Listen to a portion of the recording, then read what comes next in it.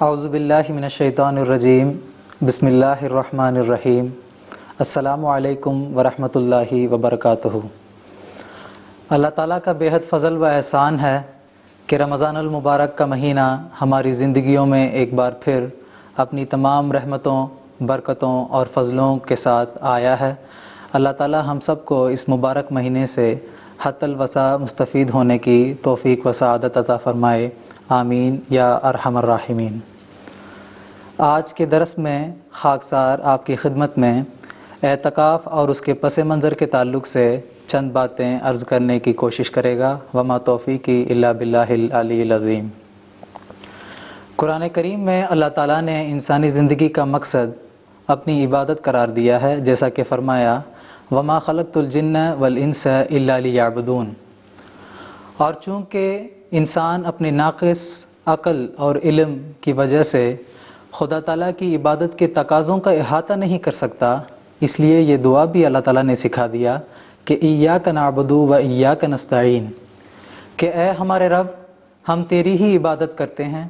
اور اس ضمن میں تجھ سے ہی ہم مدد چاہتے ہیں کہ تو ہمیں اپنی عبادت کے طرق اور اسالیب سکھا دے، جس کے نتیجے میں ہم تیری قرب، خوشنودی اور رضامندی حاصل کر سکیں۔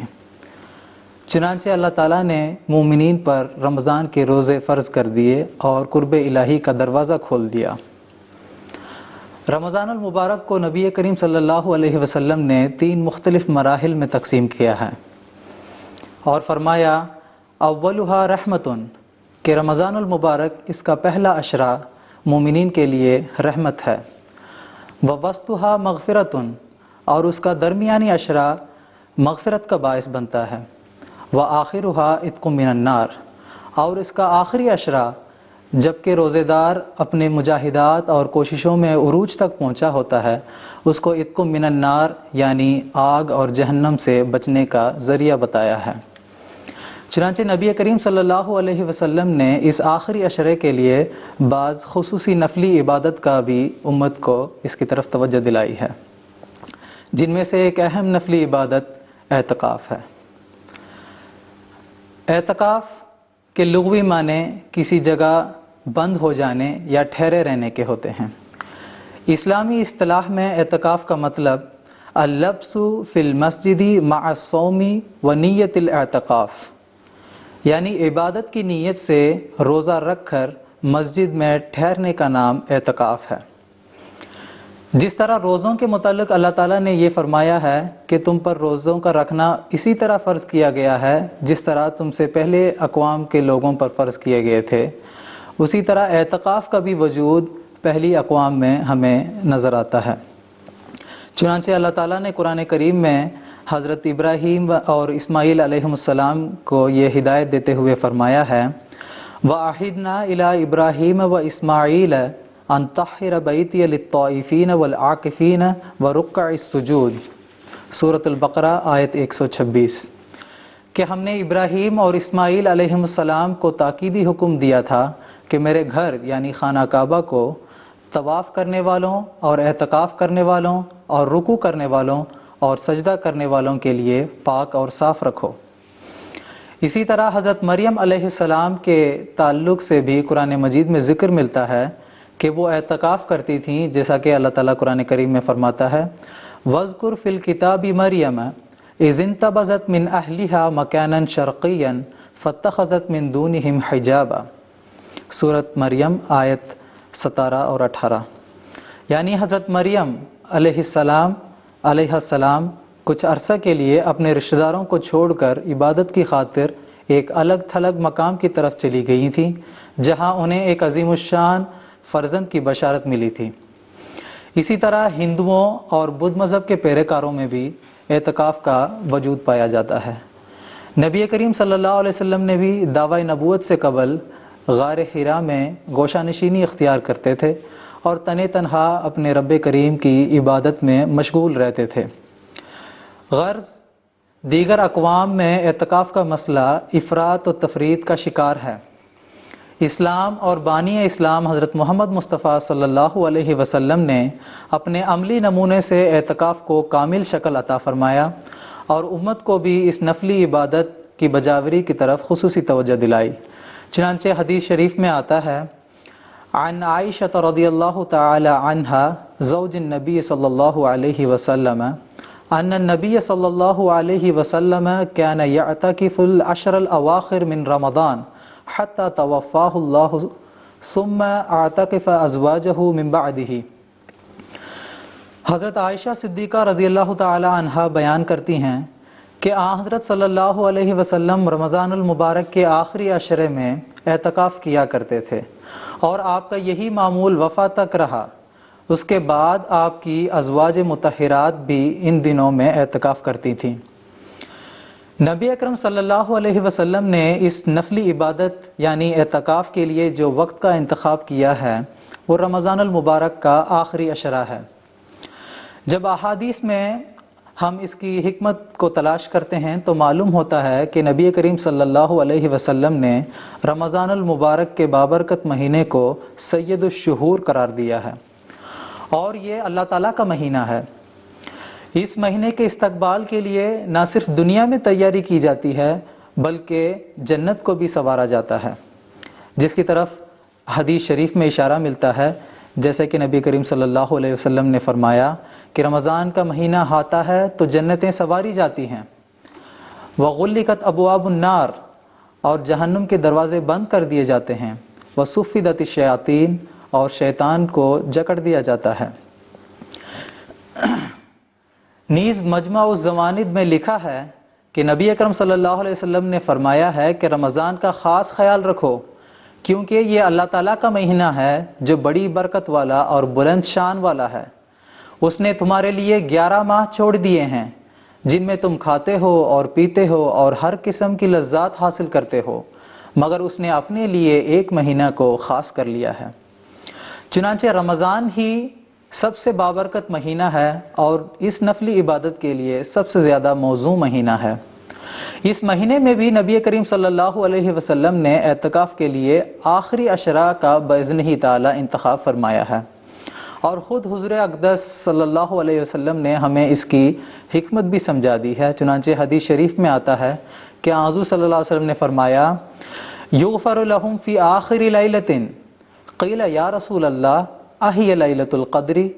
قال لا ولكن العامل انما یوفى اجرہ اذا قضى عملہ۔ مسند احمد کی یہ حدیث ہے کہ نبی کریم صلی اللہ علیہ وسلم نے فرمایا کہ رمضان کی آخری رات میں میری امت کی مغفرت ہوتی ہے۔ آپ صلی اللہ علیہ وسلم سے صحابہ کرام رضوان اللہ علیہم اجمعین نے دریافت فرمایا کہ اے خدا کے رسول، کیا رمضان کی آخری رات لیلۃ القدر ہوتی ہے؟ نبی کریم صلی اللہ علیہ وسلم نے فرمایا نہیں، بلکہ عمل کرنے والا جب عمل سے فارغ ہوتا ہے تو اس وقت اسے اس کا اجر دیا جاتا ہے اور یہ مغفرت کا اجر ہے۔ چنانچہ رمضان المبارک کے آخری عشرے میں مومن اپنی کوششوں اور مجاہدات میں عروج تک پہنچا ہوتا ہے، اور چونکہ ایام معدودات یعنی رمضان کے چند گنتی کے ایام اپنے اختتام کو ہوتے ہیں، لہٰذا مومنین آخری عشرے میں ثواب اور اجر کی امید سے اس نفلی عبادت کی طرف خصوصی توجہ کرتے ہیں۔ اعتکاف کے لیے کوئی میعاد مقرر نہیں ہے، یہ بیٹھنے والے کی مرضی پر منحصر ہے، جتنے دن چاہیے اعتکاف کرے۔ تاہم نبی کریم صلی اللہ علیہ وسلم کی جو سنت ہے اور جو مسنون اعتکاف ہے، جو آپ صلی اللہ علیہ وسلم کے طرز عمل سے ثابت ہے، وہ 10 دن کا ہے، اور نبی اکرم صلی اللہ علیہ وسلم کی سنت کے مطابق 20 رمضان کی نماز فجر سے اعتکاف شروع کرنا چاہیے، جس کا احادیث میں بھی ذکر ملتا ہے۔ نبی کریم صلی اللہ علیہ وسلم کے اعتکاف کے تعلق سے روایت ملتی ہے کہ آپ 10 دن اعتکاف بیٹھتے تھے۔ وَإِذَا أَرَادَ أَن يَعْتَقِفَ صَلَّى الْفَجْرَ ثُمَّ دَخَلَ مُعْتَقِفَهُ۔ رسول اللہ صلی اللہ علیہ وسلم جب اعتکاف کا ارادہ فرماتے تو نماز فجر ادا کرنے کے بعد اپنے معتکف میں جو اس غرض کے لیے تیار کیا جاتا ہے چلے جایا کرتے تھے۔ اور ارشاد ربانی اور نبی کریم صلی اللہ علیہ وسلم کی سنت سے بھی یہ ثابت ہے کہ اعتکاف کے لیے موزوں جگہ جامع مسجد ہے۔ اللہ تعالیٰ قرآن کریم میں فرماتا ہے کہ وَأَنْتُمْ عَاكِفُونَ فِي الْمَسَاجِدِ۔ عورتیں بھی مسجد میں پردے کی رعایت کے ساتھ اعتکاف بیٹھ سکتی ہیں۔ معتکف کے لیے سوائے حوائج ضروریہ کے مسجد سے باہر نکلنا جائز نہیں ہے۔ حوائج ضروریہ جیسے وضو، غسل یا پھر نماز جمعہ کے لیے جامع مسجد کی طرف تشریف لے جانا، ان اغراض کے لیے معتکف مسجد سے باہر نکل سکتا ہے۔ اعتکاف کے دنوں میں معتکف کو مسجد میں رہ کر کیا کرنا چاہیے، اس کی طرف بھی نبی اکرم صلی اللہ علیہ وسلم نے امت کی رہنمائی فرمائی ہے۔ اعتکاف کرنے والے کے لیے یہ ضروری ہے کہ وہ روزہ رکھے۔ نبی اکرم صلی اللہ علیہ وسلم کا یہ واضح ارشاد ہے کہ لا اعتکاف الا بصوم، کہ روزہ کے بغیر کوئی اعتکاف نہیں۔ اور حضرت نبی اکرم صلی اللہ علیہ وسلم کے آخری عشرے کی روٹین کے تعلق سے حضرت عائشہ صدیقہ رضی اللہ تعالی عنہا کی روایت ہے کہ فرماتی ہیں کہ نبی اکرم صلی اللہ علیہ وسلم رمضان کے آخری عشرہ میں داخل ہوتے تو کمر ہمت کس لیتے اور اپنی رات کو عبادت میں شب بیداری سے زندہ کرتے اور اپنے گھر والوں کو بھی جگاتے۔ صحیح بخاری کتاب الصوم۔ حضرت عائشہ صدیقہ رضی اللہ تعالی عنہا سے ہی ایک اور روایت مروی ہے، آپ فرماتی ہیں کہ حضرت صلی اللہ علیہ وسلم رمضان کے آخری عشرے میں عبادت میں جتنی کوشش اور محنت اور مجاہدہ فرماتے تھے وہ جد و جہد اس کے علاوہ ایام میں کبھی نہیں دیکھی گئی۔ نیز در منصور میں اس حدیث کا ذکر ہے کہ رسول اکرم صلی اللہ علیہ وسلم نے فرمایا ہے کہ معتکف کلی طور پر اپنے آپ کو خدا کے حضور میں ڈال دیتا ہے اور کہتا ہے کہ واللہ لا ابرح حتی ترحمنی،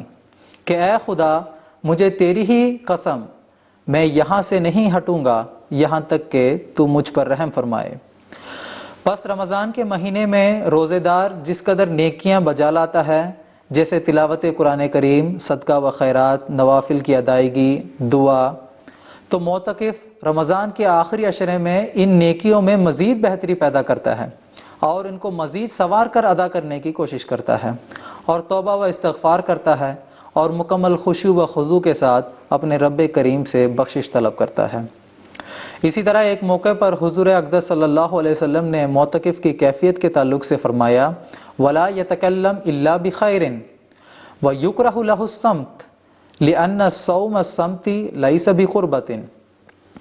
پس اس سے معلوم ہوتا ہے کہ معتکف ذکر الہی میں زیادہ سے زیادہ وقت صرف کرے، فضول باتوں میں وقت ضائع کرنا درست نہیں اور نہ بالکل خاموش رہنا درست ہے، کیونکہ اسلام میں چپ کا روزہ نہیں ہے۔ اب سوچنا چاہیے کہ اعتکاف کا نتیجہ کیا ہے، اعتکاف سے انسان کو کیا حاصل ہوتا ہے۔ جاننا چاہیے کہ اعتکاف کا سب سے اعلیٰ پھل لقاء الہی ہے۔ روزہ رکھنے والے کو روزے کی جزا میں خدا مل جاتا ہے،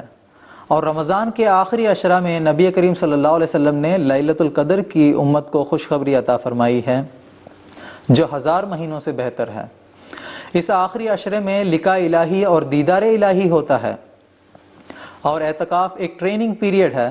اور یہ گناہ سے پاک ہونے کا بہترین موقع ہے، ملائکہ کی دعاؤں اور استغفار کی قبولیت کا ذریعہ ہے، جنت کے حصول کا ذریعہ ہے اور آگ سے بچاؤ کا ذریعہ ہے، عبادتوں کے گر سکھانے والے ایام ہیں اور ان ایام میں تزکیہ نفس اور کشفی قوتیں بڑھتی ہیں۔ پس چاہیے کہ معتکف کو اپنے اعتکاف کے بعد بھی ان نیک اعمال پر مداومت اختیار کرے جس کی اس نے اعتکاف کے ایام میں مشق کی ہے۔ آخر پر میں چند حدیثیں آپ کے سامنے پیش کرتا ہوں جس میں نبی اکرم صلی اللہ علیہ وسلم نے معتکف کی فضیلت بیان فرمائی ہے۔ حضور اقدس صلی اللہ علیہ وسلم فرماتے ہیں جو شخص اللہ تعالیٰ کی رضا کی خاطر ایک دن اعتکاف بیٹھتا ہے، اللہ تعالیٰ اس کے اور جہنم کے درمیان 3 ایسی خندقیں بنا دے گا جن کے درمیان مشرق و مغرب کے مابین فاصلہ سے بھی زیادہ فاصلہ ہوگا۔ نیز فرمایا کہ معتکف اعتکاف کی وجہ سے جملہ گناہوں سے محفوظ رہتا ہے، اسے ان نیکیوں کا بدلہ جو اس نے اعتکاف سے پہلے بجا لائی تھیں اسی طرح اجر ملتا رہتا ہے جیسا کہ وہ اب بھی انہیں بجا لا رہا ہے۔ پس اللہ تعالیٰ سے دعا ہے کہ وہ تمام معتکفین کے اعتکاف کو اپنے فضل سے قبول فرمائے اور معتکفین کو اعتکاف کا حق ادا کرنے کی توفیق و سعادت عطا فرمائے، اور اس مبارک مہینے سے ہم سب کو بھی مستفید ہونے کی توفیق و سعادت عطا فرمائے۔ وآخر دعوانا ان الحمد للہ رب العالمین۔